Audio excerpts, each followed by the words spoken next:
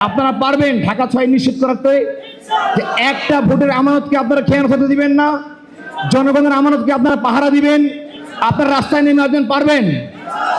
যদি এটা না পারেন অ্যাটলিস্ট পাশে বুড়িগঙ্গা নদী আছে, ধরে নিয়ে ইচ্ছা মতো এখানে আপনাকে চুপাবেন তাদেরকে, এটা পারবেন তো?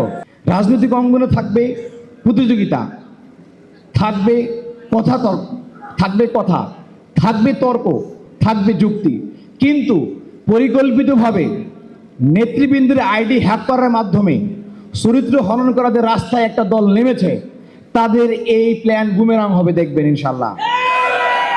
যে ভারত খুনি হাসিনাকে আশ্রয় দেয়, যে ভারত সেনা অফিসারকে হত্যা করে, 57 জনকে, দেশপ্রেমী সেনা অফিসারকে, যে ভারত নদীর পানি আটকিয়ে রেখে আমাদেরকে শুকিয়ে মারে, যে ভারত বর্ষাকালে পানি ছেড়ে দিয়ে আমাদেরকে ডুবিয়ে মারে, যে ভারত ওসমান হাদিকে হত্যা করে, যে ভারত সীমান্তে পাখির মতো গুলি করে হত্যা করে আমাদেরকে তার কাটায় ঝুলিয়ে রাখে, সে ভারত আমাদের কখনো বন্ধু হতে পারে না। পাঞ্জাবের জগতে একটি বিশ্বস্ত নাম শাবাব এথনিক ওয়্যার। আর সেই ভারতের কাছে মুসলিকা দিয়ে পত্রিকাতে এসেছে, আনন্দবাজারে আপনারা দেখবেন, ভারতের কাছে মুসলিকা দিয়ে কিছু শর্ত মেনে নিয়ে তারেক রহমান তিনি দেশে এসেছেন।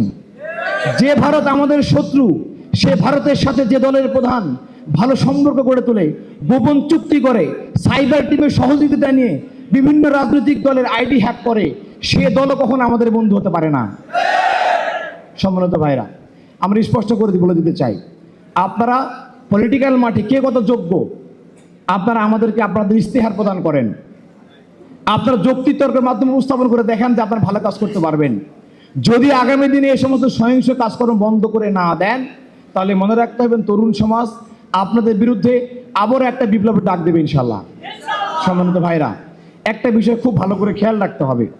আমরা খুব ভালো করে খেয়াল করেছি যে আমাদের দেশে সবচেয়ে বড় সংকট হলো আধিপত্যবাদ ভারত এবং নেতৃত্বের দুর্বলতা।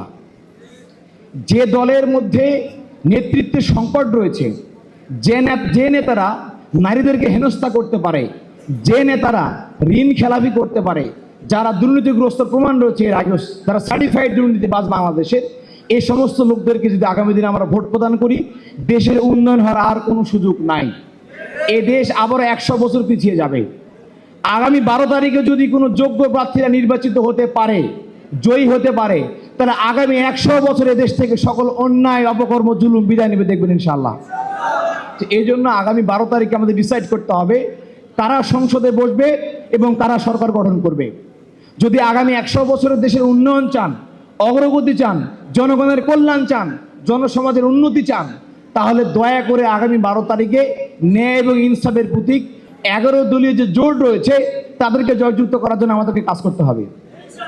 যদি আমরা না করতে পারি, তাহলে মনে রাখতে হবে আধিপত্যবাদ ভারত, খুনি হাসিনা এবং দালাল একটি দল, ভারতের দুর্নীতিবাজ একটি দল আবারও ক্ষমতায় আসবে, জনগণকে তারা আবারও চুষে খাবে, এদেশকে তারা ভারতের তাবেদার রাষ্ট্রে পরিণত করবে। তরুণরা বেঁচে থাকতে আমরা এই কাজ হতে দিতে পারি না।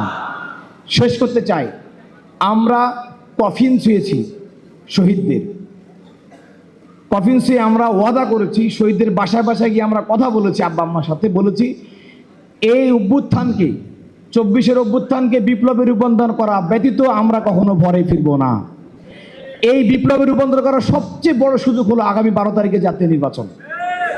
এই 12 তারিখে যদি আমরা বিপ্লবটাকে ইনশিওর করতে পারি, তাহলে মনে রাখেন এই সমাজ থেকে সকল ধরনের অপকর্ম যেমন বিদায় নিবে, দেশের উন্নতি, অগ্রগতি এবং শান্তি, স্বস্তি সব ফিরে আসবে ইনশাআল্লাহ। আপনারা দেখবেন সে লক্ষ্যে আগামী 12 তারিখের জন্য আপনারা সবাই কাজ করবেন।